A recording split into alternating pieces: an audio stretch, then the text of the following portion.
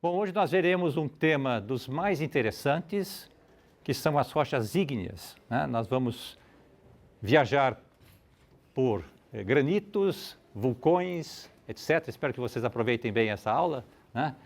Mas eu queria, inicialmente, propor aqui uma imersão, né? Eu selecionei aqui um PowerPoint, que eu acho belíssimo, do Museu de Freiberg, né? Que, para mim, representa aspectos das dádivas da Terra, né? Insetos, gemas, né? E depois nós vamos discutir um pouquinho esse assunto. Então, vamos começar com essa primeira instigada aqui, vamos dizer assim, né?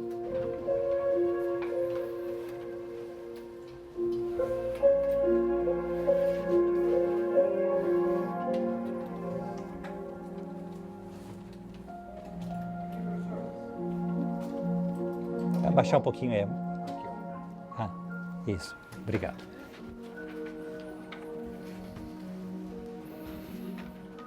Estágio Zen.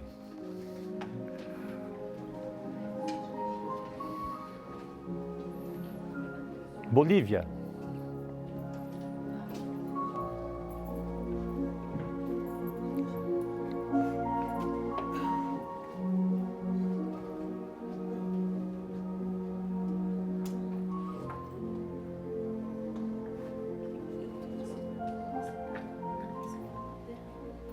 Brasil e Rio Grande do Sul.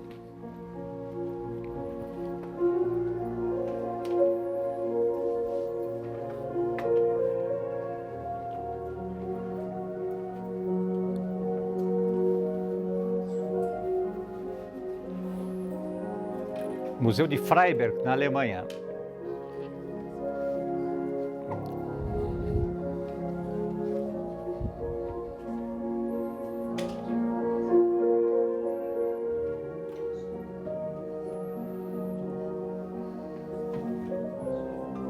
A vida imita as gemas, né? E o homem cria a música.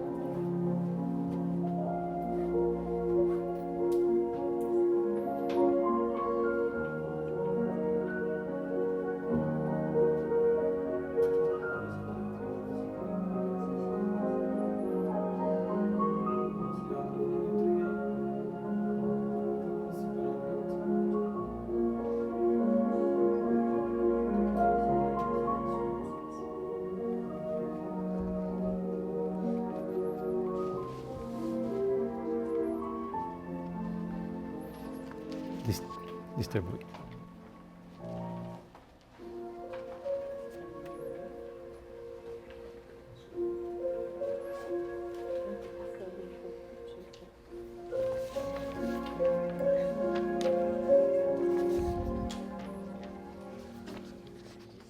Eu queria então agora migrar para o tema desta aula e nós vamos para uma outra dimensão, tá?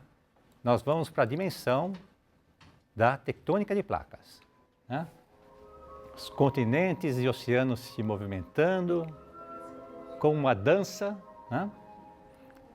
Criação do Oceano Atlântico, né?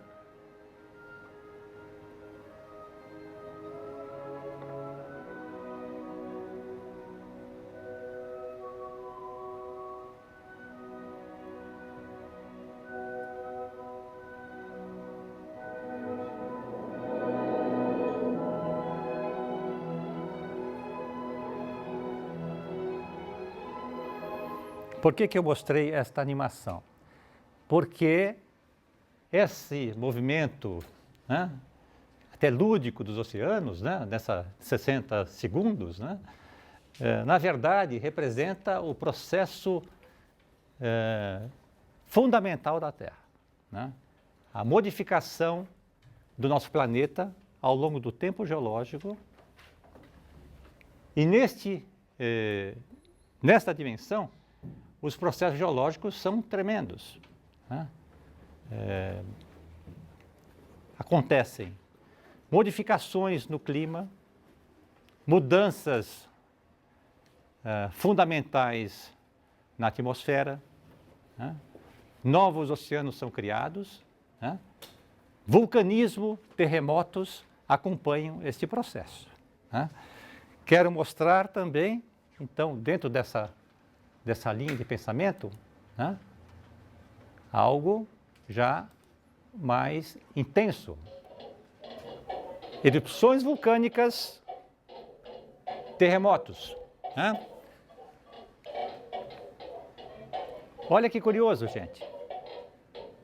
Os terremotos de vulcões, eles se concentram em determinados setores da crosta. Os Andes, aqui no Japão, né? Aqui nos Himalaias, né? Aqui no centro da África, né? Etna, Vesúvio na Itália, né? Mais importante ainda, são atividades recorrentes, né? Nós estamos aí viajando alguns anos para o passado.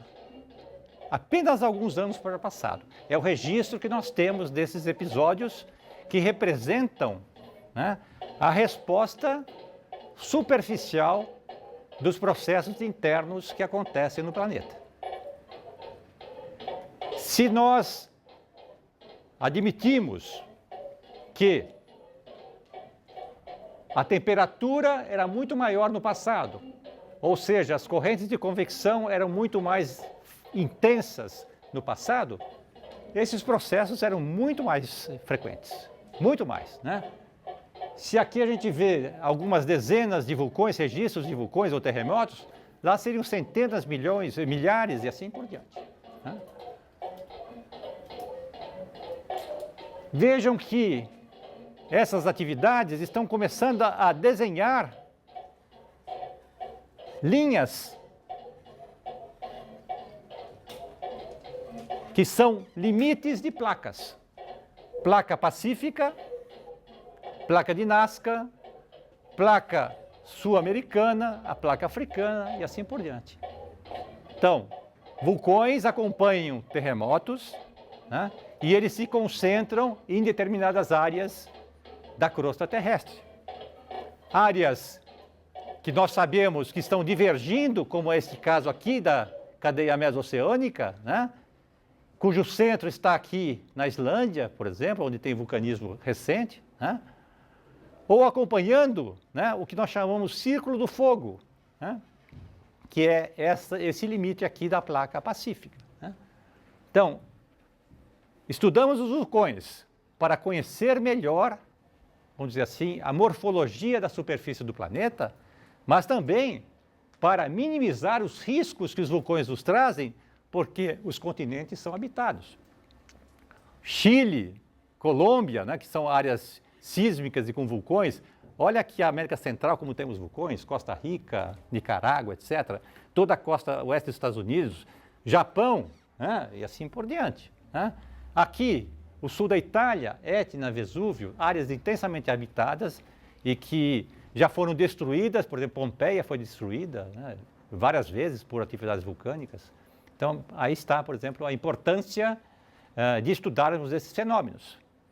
Outra importância prática, o calor vulcânico, os vapores vulcânicos movem turbinas, então são utilizados para a produção de energia. Por exemplo, na Islândia, né, toda a energia vem do calor vulcânico, dos vapores vulcânicos, né? Nós temos usinas utilizando os gases vulcânicos também nos Estados Unidos, no Japão, né? Então, são atividades que podem ser usadas para benefício também do ser humano. Tá? Então, o objeto desta aula, como eu disse, antecipei, é a questão das rochas ígneas. Né?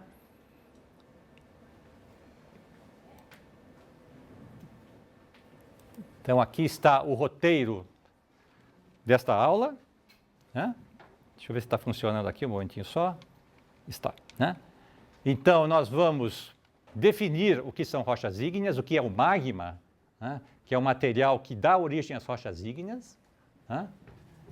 Vamos classificar a sua composição, a sua temperatura, a quantidade de gases que ali existe, né? Como se dá a cristalização magmática, a diferenciação do magma que se cristaliza numa rocha, né?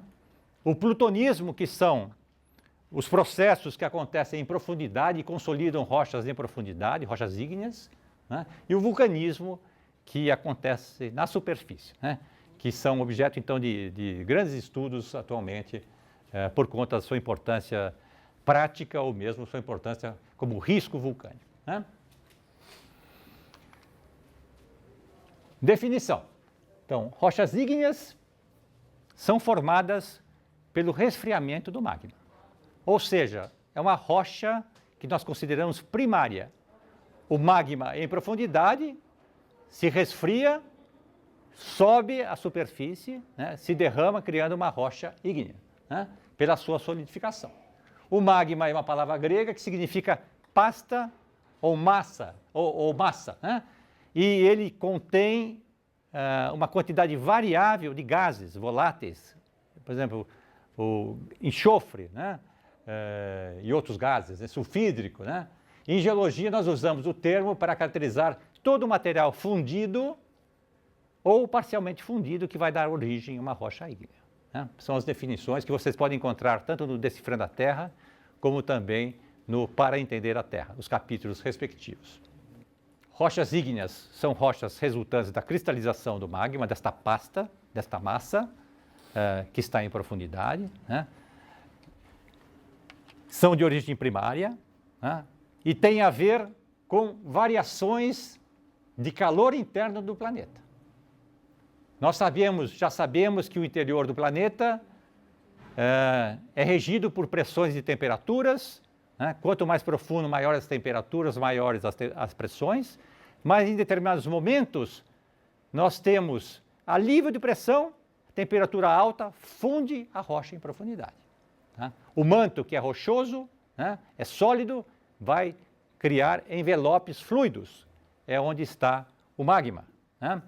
Responde, então, por variações de pressão ou temperatura, né? E com isso nós temos uma atividade ígnea, formamos um magma. Né?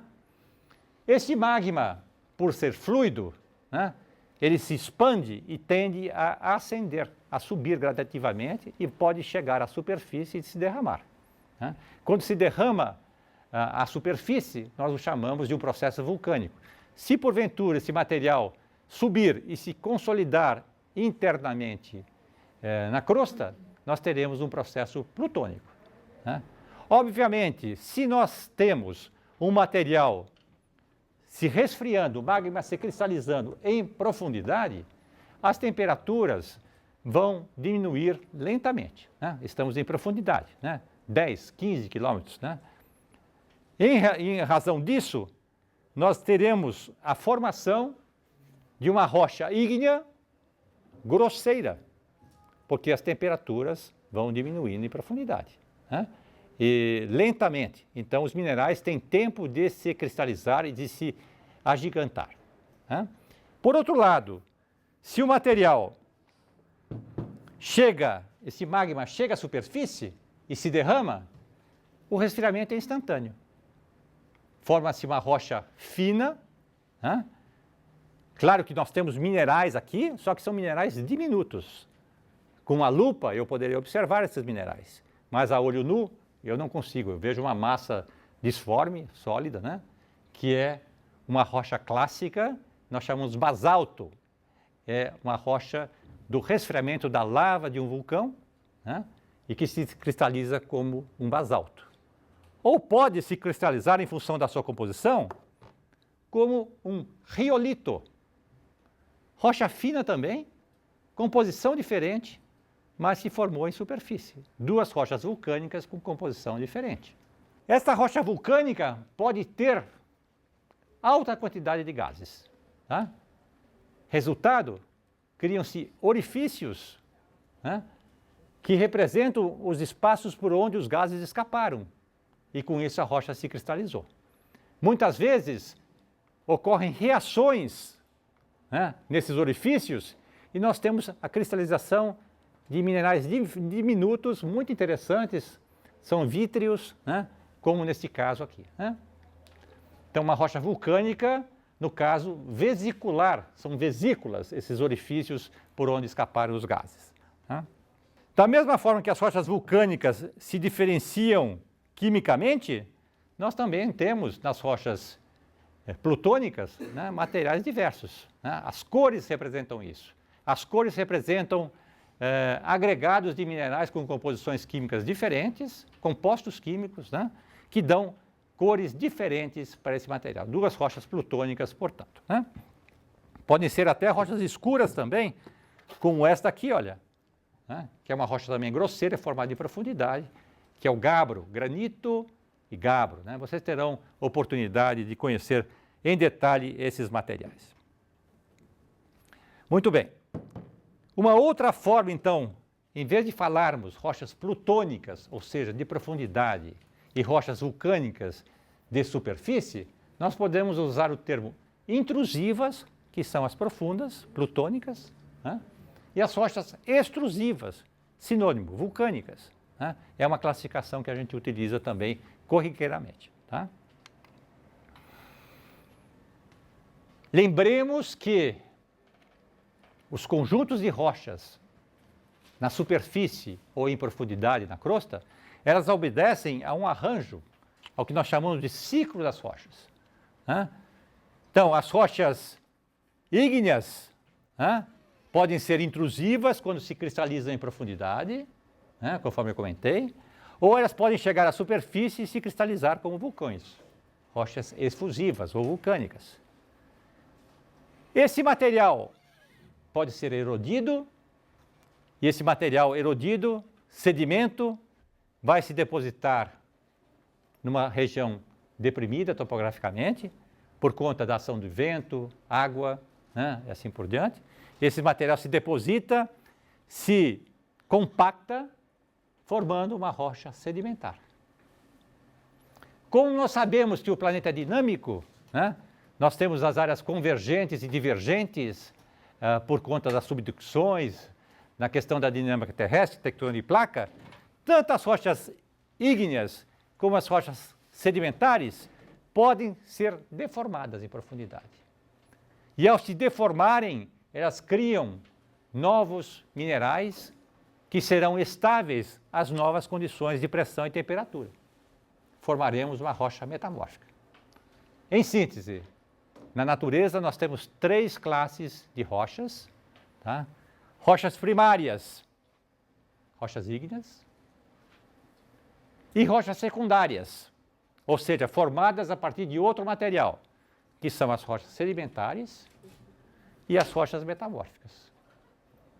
As rochas metamórficas podem ser originadas tanto da transformação de rochas ígneas, como também de rochas sedimentares, ou mesmo a transformação de uma rocha metamórfica anterior.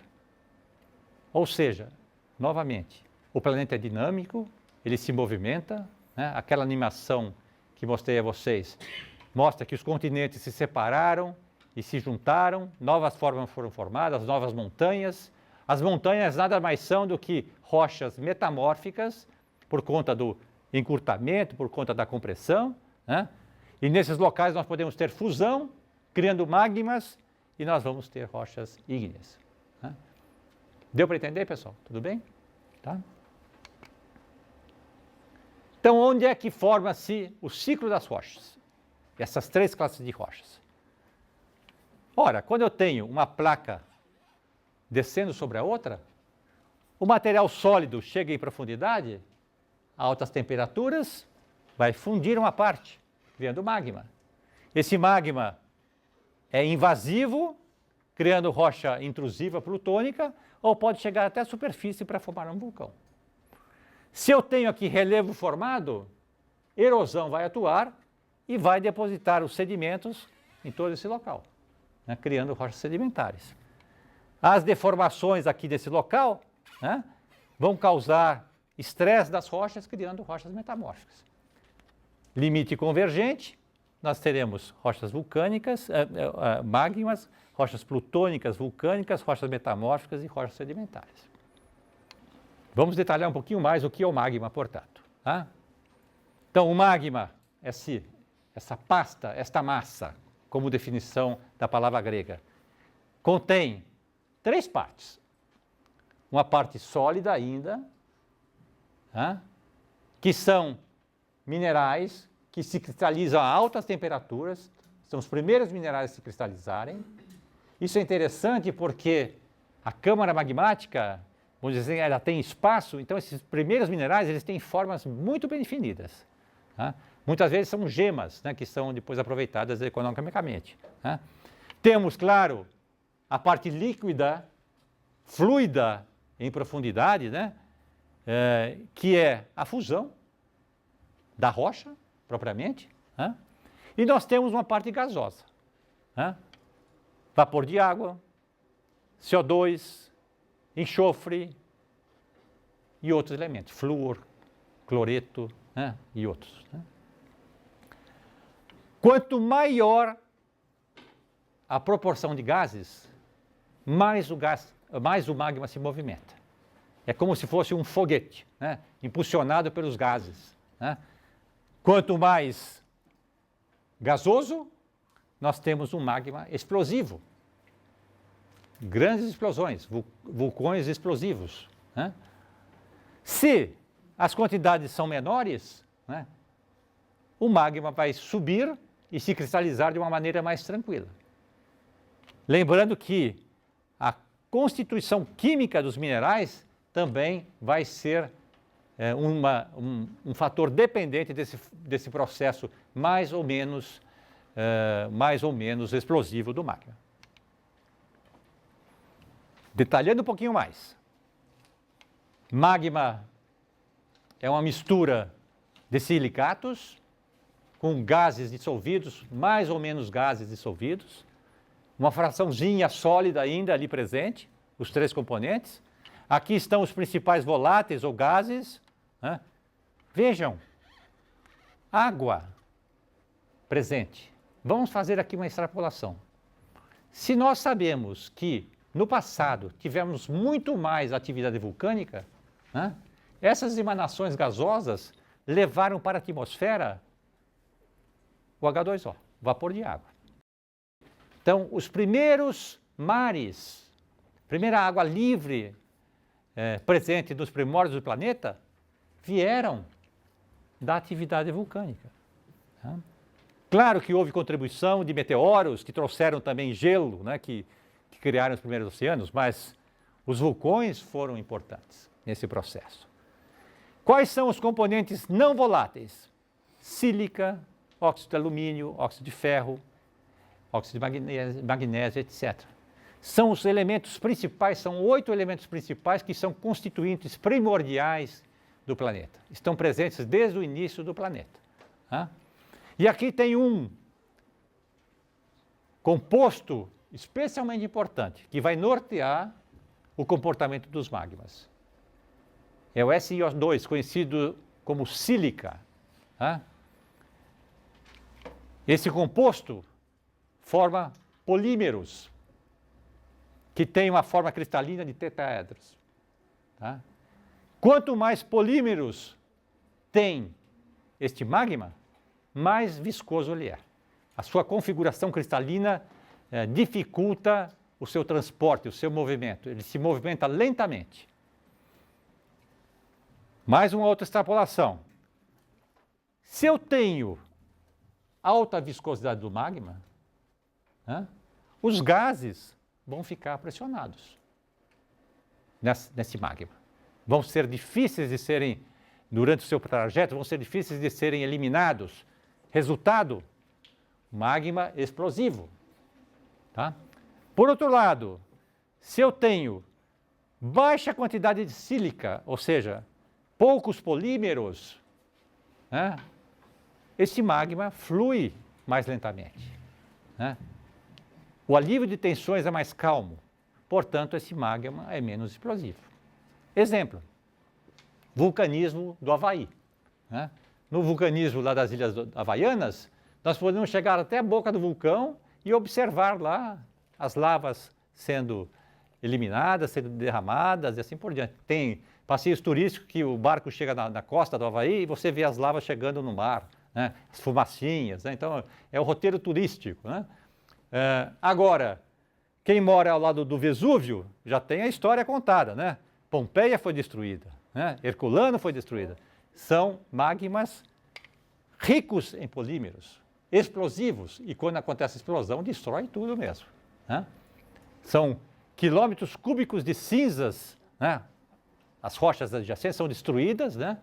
Criando, então, cumes, né, de nuvens, nós chamamos nuvens ardentes, que os ventos levam, né, e dizimam tudo, né, nas imediações ou mesmo a quilômetros de distância. Então vejam como é importante estudar a composição do magma e mais, monitorar essa quantidade de gases presentes, né? Porque qualquer alteração nessa quantidade de gases pode levar a uma explosão vulcânica, né? Então, Vesúvio tem monitoramento direto, Etna também tem, e outros vulcões ativos, né? Monte Fuji tem também, né? Justamente para evitar riscos, né, para a comunidade que vive nas imediações.